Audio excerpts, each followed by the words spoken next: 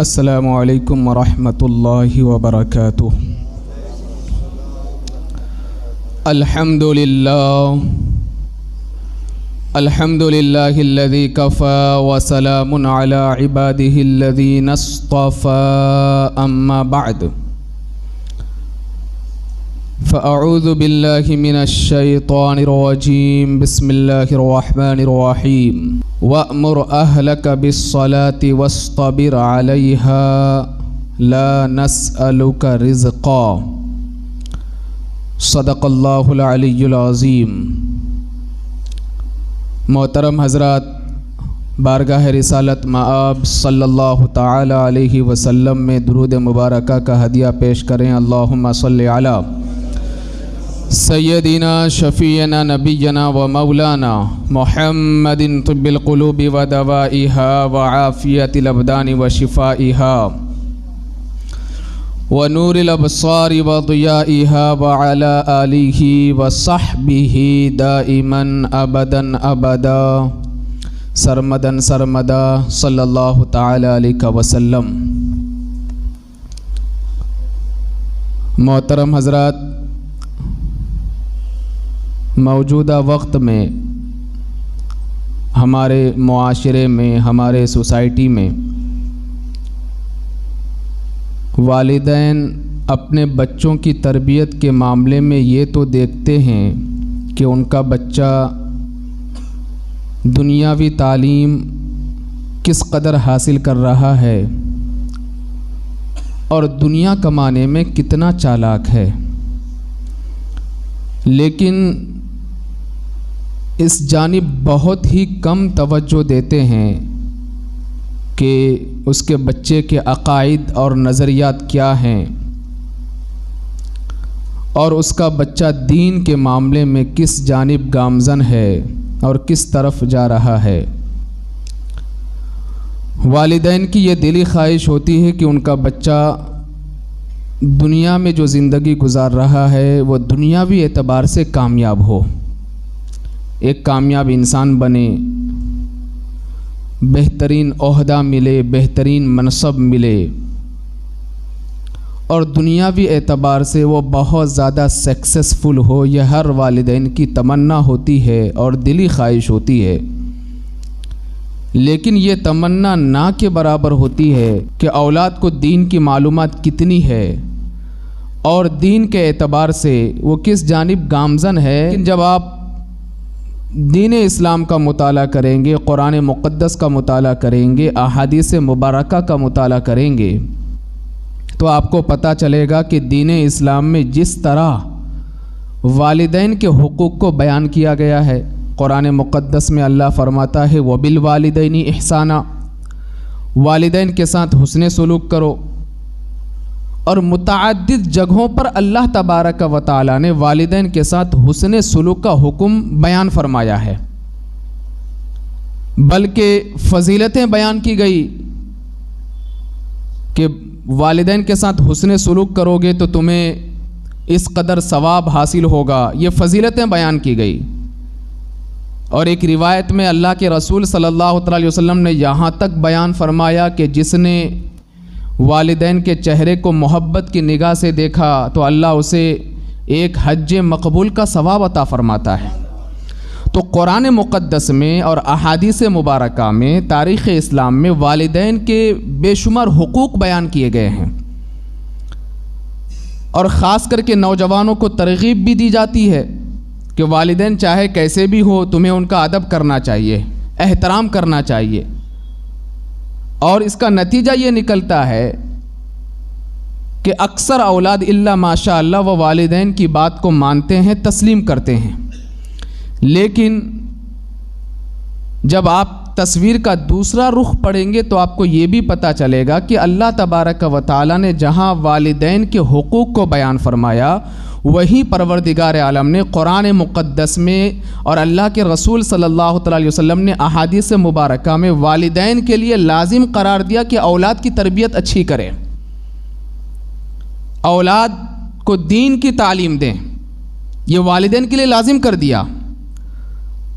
آج بے شمار مقررین، خطبہ جن کے بیانات آپ سنتے ہوں گے اکثر لوگ والدین کے حقوق کو بیان کرتے ہیں، اکثر مقررین، اکثر خطبہ، لیکن والدین پر اولاد کے کیا حقوق ہیں یہ سمجھنا ہمارے لیے بے پناہ ضروری ہے، کیونکہ جب والدین یہ سمجھ جائیں گے کہ ان پر اولاد کے کیا حقوق ہیں اور اس کے مطابق وہ عمل کریں گے تو اولاد کی تربیت صحیح ہوگی۔ وہ بچے جب بڑے ہو جائیں گے تو وہ ماں باپ کا ادب کریں گے، وہ بچے جب بڑے ہو جائیں گے تو انہیں پتہ چلے گا کہ باپ کا مقام کیا ہے، ماں کا مقام کیا ہے۔ ان بچوں کو جب صحیح طریقے سے دین کی تعلیم دی جائے گی تو انہیں پتہ چلے گا الجنت تحت اقدام الامہات، کہ جنت ماؤں کے قدموں کے نیچے ہے۔ باپ جنت کے دروازے میں سے ایک دروازہ ہے، کب پتہ چلے گا؟ جب بچوں کی صحیح تربیت کی جائے گی۔ آج میں آپ کے سامنے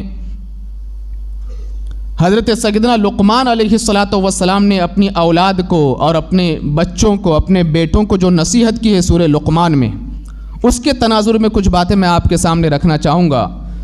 اور اللہ تبارک و تعالیٰ کو حضرت لقمان علیہ السلام کی نصیحت اس قدر اچھی لگی پروردگار عالم کو کہ اللہ تبارک و تعالیٰ نے قرآن مقدس میں ان کے نام سے ایک سورہ مبارکہ بھی نازل فرمائی، اور اس میں حضرت لقمان علیہ السلام نے جو نصیحت اپنی اولاد کو کی ہے اس کا بھی ذکر اللہ تبارک و تعالیٰ نے سورہ لقمان میں بیان فرمایا ہے۔ حضرت لقمان علیہ السلام اپنے بچوں کی تربیت کرتے ہیں، اپنی اولاد کی تربیت کرتے ہیں، اور کہتے ہیں وَإِذْ قَالَ لُقْمَانُ لِابْنِهِ وَهُوَ يَعِظُهُ يَا بُنَيَّ لَا تُشْرِكْ بِاللَّهِ۔ یہ سب سے پہلی نصیحت ہے جو حضرت لقمان علیہ السلام نے اپنی اولاد کو کی، اور جب لقمان نے اپنے بیٹے سے کہا یا بنیّ، اے میرے بیٹو، یا بنیّ وَهُوَ يَعِظُهُ یا بنیّ لَا تُشْرِكْ بِاللَّهِ، اللہ کے ساتھ کسی کو شریک نہ ٹھہرانا۔ ان الشرک لظلم عظیم، بے شک شرک یہ بہت بڑا گناہ ہے۔ اب یہ جو آیت کریمہ ہے اس میں ہمیں غور و فکر کرنے کی ضرورت ہے کہ حضرت لقمان علیہ السلام نے اپنی اولاد کو نام لے کر کے نہیں پکارا۔ ظاہر سی بات ہے بچے کا کچھ نہ کچھ نام تو ہوگا نا، لیکن نام نہیں لیا۔ اگر بچوں کے دل میں محبت زیادہ بٹھانا چاہتے ہو تو نام سے بہتر یہ کہ بار بار اسے بیٹا کہہ کر کے پکارا جائے، میرا لال کہہ کر کے پکارا جائے، لختے جگر کہہ کر کے پکارا جائے۔ جب اس طریقے سے آپ اپنی اولاد کو بلاؤ گے تو قدرتی طور پر اللہ اس کے دل میں محبت پیدا فرما دے گا۔ ظاہر سی بات ہے بچے کا کچھ نہ کچھ نام تو ہوگا، نام لے کر کے اگر باپ نے پکارا تو ادب کے خلاف نہیں ہے، کوئی غلط بھی نہیں ہے۔ اگر کسی بچے کا نام عبداللہ ہے، کسی کا نام عبد الرحمن ہے، یا کسی کا کچھ اور نام ہے، باپ نے نام لے کر کے پکارا، کوئی غلط بات نہیں، ادب کے خلاف بھی نہیں، کیونکہ باپ ہے، اسے حق ہے کہ وہ اپنے بچے کو نام لے کر کے پکار سکتا ہے۔ لیکن حضرت لقمان علیہ السلام کی نصیحت سے ہمیں یہ بات سمجھ میں آتی ہے کہ نام کے بجائے اگر بیٹا کا لفظ استعمال کیا جائے، لخت جگر کا لفظ استعمال کیا جائے تو پھر اور زیادہ بچے کے دل میں اللہ محبت پیدا فرما دیتا ہے۔ سب سے پہلے عقیدہ توحید اپنے بچوں کو بتایا کہ اللہ کے بارے میں عقیدہ تمہارا کس طرح ہونا چاہیے، یہ سب سے پہلی نصیحت ہے۔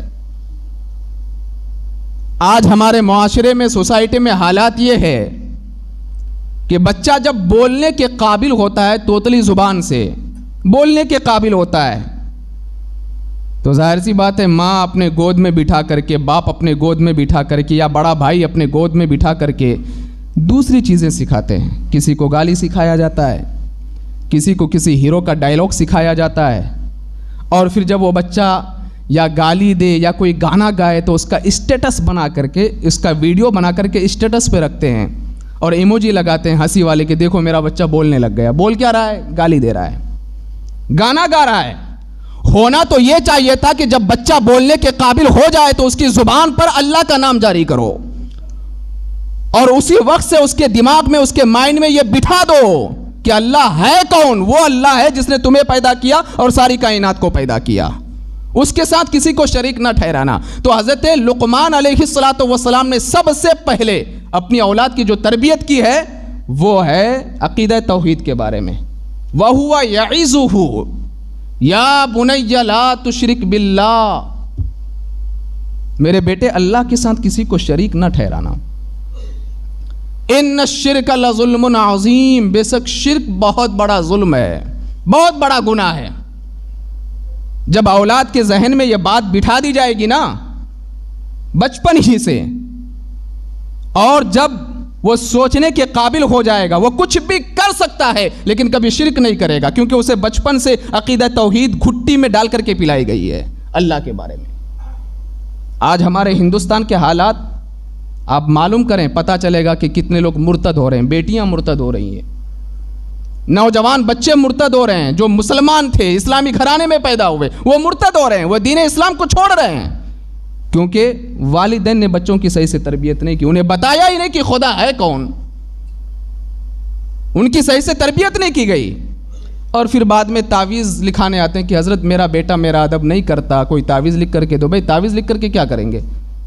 تم نے تو اس کو شروع میں گانا سکھایا، گالی دینا سکھایا، ہیرو اور ہیروئن کے نام تم نے سکھایا، اور آج تعویذ لینے آئے ہو۔ یہ فطرت کے خلاف ہے، اور یہ والدین کی ذمہ داری ہے کہ شروع سے بچوں کی صحیح سے تربیت کی جائے۔ اس کے بعد حضرت لقمان علیہ السلام نے جو دوسری نصیحت کی وہ بھی قابل غور ہے۔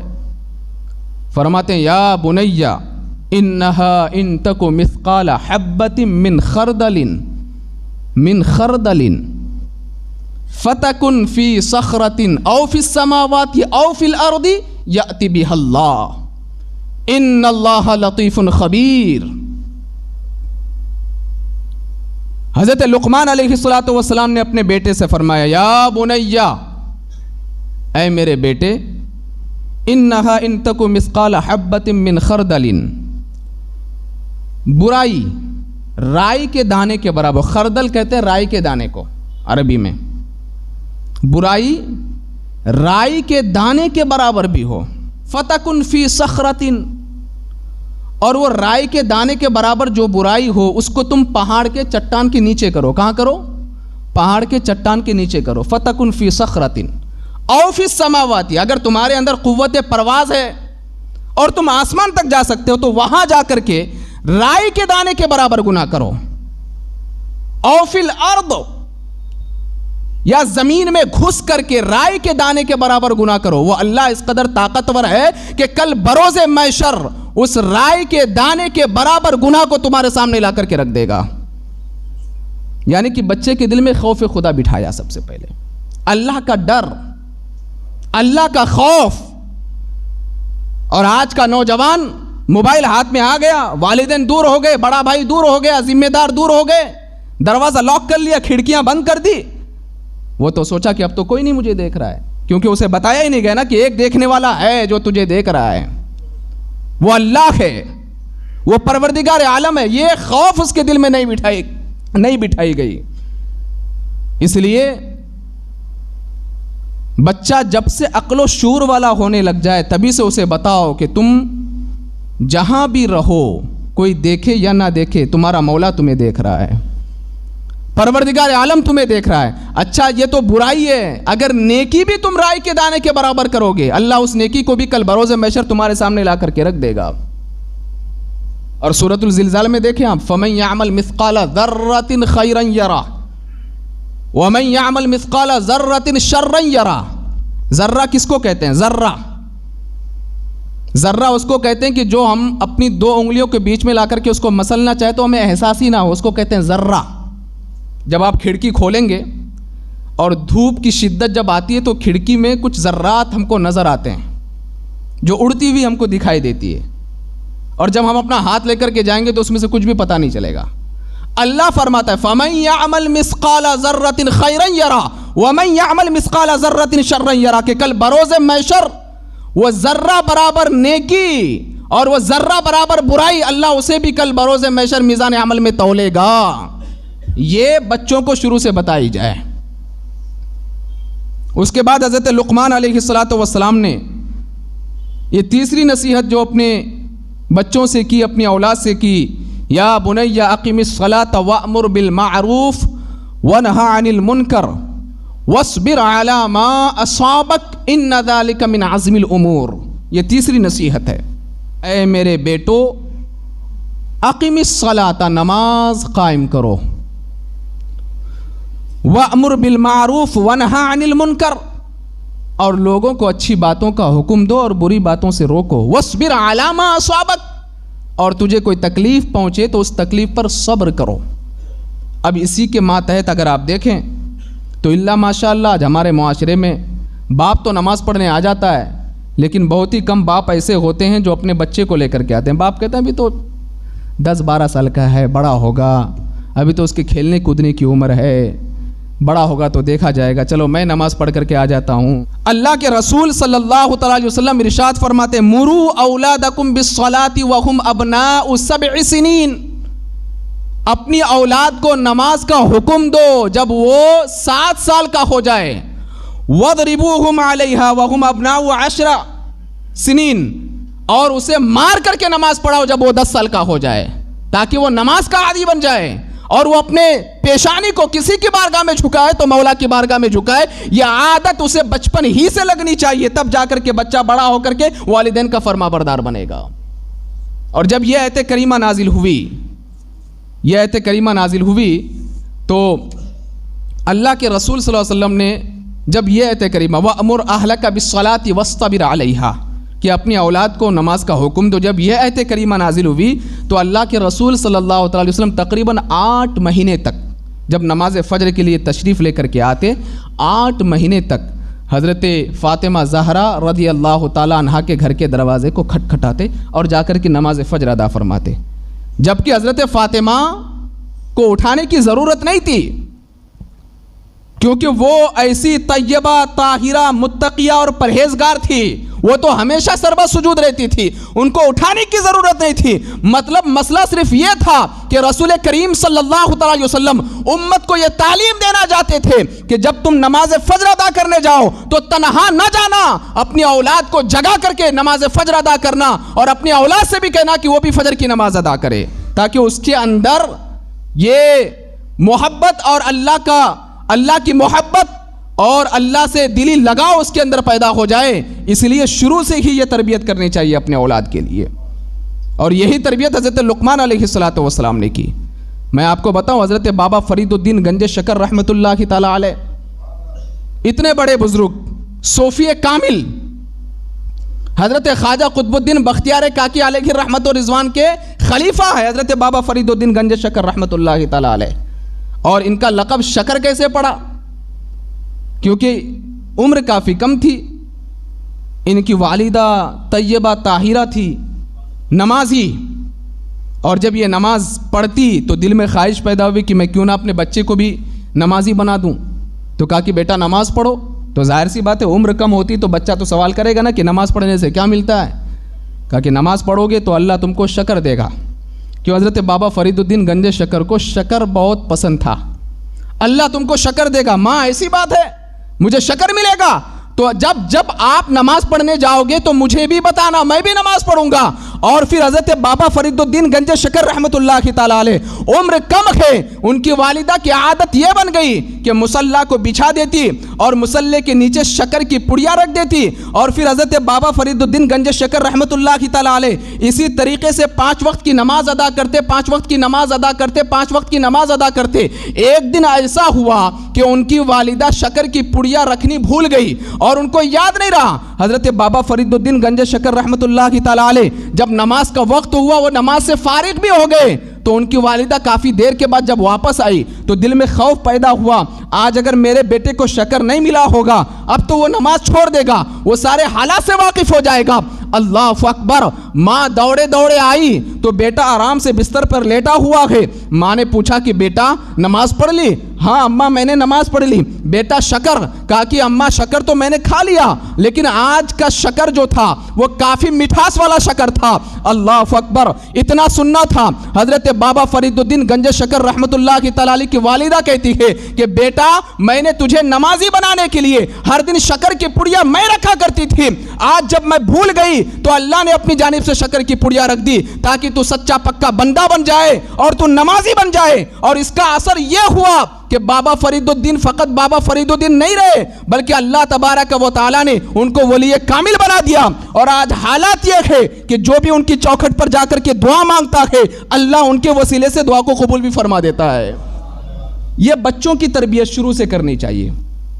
شروع سے جب تربیت ہوگی تب جا کر کے بچہ بڑا ہوتے ہوتے نمازی بنے گا, تب جا کر کے بچہ بڑا ہو کر کے دین کا سمجھدار بنے گا, تب اسے پتا چلے گا کہ ماں کون ہے, باپ کون ہے, بڑا بھائی کون ہوتا ہے, باپ کا ادب کیا ہوتا ہے, ماں کا ادب کیا ہوتا ہے. اس لیے دین کی تعلیم بے پناہ ضروری ہے. اس کے ساتھ ساتھ حضرت لقمان علیہ السلام نے جو آخری نصیحت کی اپنے بچے کو وہ کیا ہے, وَلَا تُسَعِّرْ خَدَّكَ لِلنَّاسِ وَلَا تَمْشِ فِي الْأَرْضِ مَرَحًا, وَلَا تُسَعِّرْ خَدَّكَ لِلنَّاسِ وَلَا تَمْشِ فِي الْأَرْضِ مَرَحًا, کہ اے میرے بیٹو لوگوں کے سامنے اپنی گردن کو اونچا کر کے نہ چلنا اور زمین میں اترا کر کے نہ چلنا. بہت سارے آج کے نوجوان بچے ہیں, چونکہ یہاں پر خطاب بالخصوص نوجوانوں کو ہے اس لیے میں صرف نوجوانوں کو مخاطب ہوں. چلتے ہیں, اگر جیب میں 10 روپے آ گیا تو سوچا کہ بس پورا سنجان میرا ہے, پورا انڈیا میرا ہے, بس اس طریقے سے چلتا ہے کہ وہ اپنے میں ہی گم ہو کر کے رہ جاتا ہے. نہیں, یہ اللہ کو پسند نہیں ہے. وَلَا تَمْشِ فِي الْأَرْضِ مَرْحًا, زمین میں اترا کر کے نہ چلنا. إِنَّ اللَّهَ لَا يُحِبُّ كُلَّ مُخْتَالٍ فَخُورٍ, کیونکہ اللہ زمین میں اترا کر کے چلنے والوں کو اور تکبر کرنے والوں کو اللہ پسند نہیں فرماتا ہے. تکبر کرنے والوں کو اللہ پسند نہیں فرماتا. آج اگر تمہارے جیب میں چند روپے ہیں, چند پیسے ہیں, تو سنو, تم سے پہلے فرعون تھا جس کے پاس دولت کے انبار تھے. حامان, شداد, شدید, یہ دولتوں میں چہل رہے تھے, پہل رہے تھے, لیکن اللہ تبارک و تعالیٰ نے ان سب کو ایسا درس عبرت دیا کہ کسی کو پانی میں ڈبو کر کے مار دیا, کسی کو مکھی کے ذریعے سے مار دیا, کسی کو زمین میں دھسا دیا, اور دنیا داروں کو یہ پیغام دے دیا کہ اگر دولت کی محبت پر تم اتراؤ گے تو تمہارا بھی حال یہی ہوگا جو فرعون کا حال ہوا ہے, جو حامان, شداد, شدید اور دیگر لوگوں کا حال ہوا ہے. دولت کی محبت پر اور دولت کی فراوانی پر کبھی اترانا نہیں, بلکہ ہمیشہ اپنے اندر عاجزی پیدا کرنا. اور اللہ کے رسول صلی اللہ علیہ وسلم نے ارشاد فرمایا, میرے آقا علیہ السلام کا فرمان ہے, عاجزی کرنا سیکھو, تکبر نہ کرو, عاجزی کرنا سیکھو. لوگوں سے ملو تو ہنسی خوشی ملو, کسی سے بات کرو تو ہنسی خوشی بات کرو, اپنے اندر تکبر گھمنڈ پیدا نہ کرنا, عاجزی پیدا کرنا. اللہ تمہیں اس کے ذریعے سے دنیا میں بھی عزت عطا فرمائے گا اور آخرت میں بھی عزت عطا فرمائے گا. اور اللہ کے رسول صلی اللہ علیہ وسلم نے یہاں تک بیان فرمایا کہ اگر عاجزی کرنے سے تمہاری عزت میں کمی آ جائے تو کل بروز محشر محمد الرسول اللہ سے تم عزت لے لینا, وہ تمہیں عزت دے دیں گے. پتہ یہ چلا کہ عاجزی کرنے سے عزت میں کمی نہیں آتی ہے. آپ کے پاس روپیہ ہو, پیسہ ہو, زمین ہو, دولت ہو, جائیداد ہو, طاقت ہو, لیکن عاجزی اپنے اندر رکھ. جب عہدہ رکھنے والا انسان, دولت مند انسان, طاقتور انسان عاجزی کرتا ہے نا, تو اس کی یہ عاجزی اللہ کو بے پناہ پسند ہے, بہت زیادہ پسند ہے. کہ میں نے فلاں بندے کو بہت دیا لیکن عاجزی اس کے اندر ہے. میں نے فلاں بندے کو بے شمار دولت دی لیکن وہ اپنی دولت پہ اتراتا نہیں, اس کے اندر عاجزی ہے. یہ اللہ کو بہت زیادہ پسند ہے. عجز و انکساری اللہ کو بہت زیادہ پسند ہے. اس لیے نماز فرض فرمائی بندوں پر, اس لیے فرض فرمائی کہ اگر تمہارے اندر تکبر آ جائے تو سجدے میں جاؤ گے تو تمہیں احساس ہوگا کہ مجھ سے بڑا کوئی ہے جس نے مجھے جھکا دیا ہے, وہ اللہ تبارک و تعالی ہے, وہ پروردگار عالم ہے. تو سورہ لقمان کے جو مضامین ہیں ویسے تو بے شمار اور بھی ہیں, یہ پڑھنے کے قابل ہیں. یہ سورہ لقمان کے مضامین کو پڑھ کر کے خصوصیت کے ساتھ آپ اپنی اولاد کی تربیت کرنے کا صحیح طریقے سے طریقہ سیکھ سکتے ہیں کہ کس طریقے سے انہیں دین کی تعلیم دی جائے. دیکھیں آج ہوا کیا ہے کہ ہمارے معاشرے میں قرآن و سنت کے جو ماہرین ہوتے ہیں, ہم اپنی اولاد کو ان سے قریب نہیں کرتے. بچے کا دانت خراب ہو جائے تو دانت کے ڈاکٹر کے پاس لے کر کے جاؤ گے. ہارٹ اٹیک آ جائے یا ہارٹ میں پرابلم آ جائے تو جو ہارٹ کا اسپیشلسٹ ہوتا ہے انسان اس کے پاس لے کر کے جاتا ہے. کسی کو شوگر ہو جائے تو شوگر کے ڈاکٹر کے پاس گیا. لیکن جب دین کی بات آتی ہے تو ماہر عالم دین سے قریب نہ کر کے اپنے بچوں کو غیر عالم سے قریب کر دیتے ہیں. پھر نتیجہ یہ نکلتا ہے وہ بچہ بڑا ہو جاتا ہے, کبھی ادھر سے ہاتھ اٹھا کر کے نماز پڑھتا ہے, کبھی یہاں ہاتھ اٹھا کر کے ہاتھ باندھتا ہے, کبھی پیٹ میں باندھتا ہے, کبھی پیٹ میں چھوڑ دیتا ہے, کبھی سینے میں باندھتا ہے, پھر آتا ہے تو کپڑا پہننے کا طریقہ الگ ہو گیا, کبھی گھٹنے تک پائجامہ اٹھا کر کے پہنتا ہے, کبھی نیچے جاتا ہے. یعنی ہر سال میں وہ ریپیٹ ہوتا رہتا ہے کیونکہ اسے کسی نے کچھ بتایا ہی نہیں. باپ کی ذمہ داری یہ بنتی ہے کہ اپنی اولاد کو مستند علماء دین کی صحبت سے قریب کرے. جس طریقے سے طبیعت خراب ہونے پر آپ بہترین ڈاکٹر کے پاس لے کر کے جاتے ہیں, اسی طریقے سے ہر باپ کی یہ ذمہ داری بنتی ہے کہ کہیں میرا بچہ آگے جا کر کے بگڑ نہ جائے, اسی لیے اسے صحیح علماء سے قریب کریں تاکہ وہ مرتے دم تک دین مصطفیٰ پر قائم رہے اور مرتے دم تک محبت رسول پر قائم رہے. اس لیے ضروری ہے کہ اپنے بچوں کو علماء اہل سنت سے قریب کریں, نہ کہ ایسے لوگوں سے قریب کریں جو لیپ ٹاپ پر بیٹھ کر کے حدیثیں بیان کر کے آپ کو دین سکھائیں, جنہیں کچھ بھی نہیں پتا کہ اس حدیث کا ترجمہ کیا ہے, جنہیں کچھ نہیں معلوم. اس لیے اعلیٰ حضرت علیہ رحمت و رضوان فرماتے ہیں, یا رسول اللہ تیرے غلاموں کا نقش قدم ہے راہ خدا, تیرے غلاموں کا نقش قدم ہے راہ خدا, وہ کیا بہک سکے جو یہ سراغ لے کے چلے. یعنی کہ جو رسول کے غلاموں کے نقش قدم کو اختیار کر لیتا ہے نا, رسول کے غلاموں کے نقش قدم کو اختیار کر لیتا, مطلب علماء دین کی صحبت اختیار کر لیتا, وہ کبھی بہک نہیں سکتا. اسے اللہ دین کی سمجھ بھی عطا فرما دیتا ہے, دین کی صحیح سوچ بھی عطا فرما دیتا ہے. پھر ہوتا یہ ہے کہ جب سے وہ آنکھیں کھولا ہوتا ہے ایک ہی طریقے پر قائم رہتا ہے اور مرتے دم تک اسی طریقے پر قائم رہتا ہے اور ایمان کی دولت کے ساتھ اس دنیا سے رخصت ہو کر کے اللہ کی بارگاہ میں پہنچتا ہے.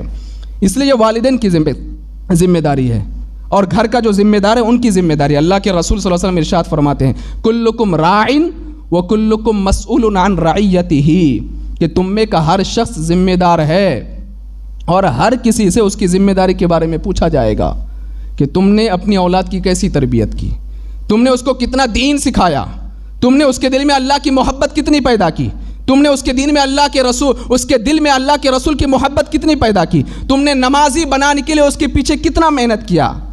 جتنے تم اس کو اسکول بھیجنے کے لیے محنت کرتے ہو, ڈاکٹر بنانے کے لیے محنت کرتے ہو, انجینئر بنانے کے لیے محنت کرتے ہو یا دیگر چیزوں کے لیے محنت کرتے ہو, بے شک وہ ساری چیزیں اپنی جگہ پر, میں اس کا بالکل مخالف نہیں. کوئی یہ نہ کہے کہ مولانا جو ہے کہتے ہیں کہ یہ سیکھو مت, نہیں, بہت ضروری ہے, بہت ضروری ہے. اللہ کے رسول صلی اللہ علیہ وسلم ارشاد فرماتے کہ زمانے کا سب سے ممتاز انسان وہ ہے جس کے پاس دین کی بھی تعلیم ہو اور دنیا کی بھی تعلیم ہو. بہت ضروری ہے. اپنے بچوں کو ڈاکٹر بناؤ, انجینئر بناؤ, پروفیسر بناؤ, دولت کے اعتبار سے کافی اونچے لیول پر لے کر کے جاؤ, لیکن ان سب سے زیادہ ضروری یہ ہے کہ سب سے پہلے اپنے بچوں کو دین کی تعلیم سے آراستہ کرو. جب یہ دین کی تعلیم اور دنیا کی تعلیم دونوں ایک ساتھ مل جائے گی نا, پھر وہ بچہ پروان چڑھتا ہوا چلا جائے گا, یہاں بھی کامیاب ہوگا اور آخرت میں بھی کامیاب ہو جائے گا. میں اللہ تبارک و تعالیٰ کی بارگاہ میں دعا کرتا ہوں کہ پروردگار عالم اپنے حبیب علیہ الصلاۃ والسلام کے صدقے ہم سب کو صحیح دین اور صحیح دنیا سمجھنے کی توفیق عطا فرمائے. وما علینا الا البلاغ.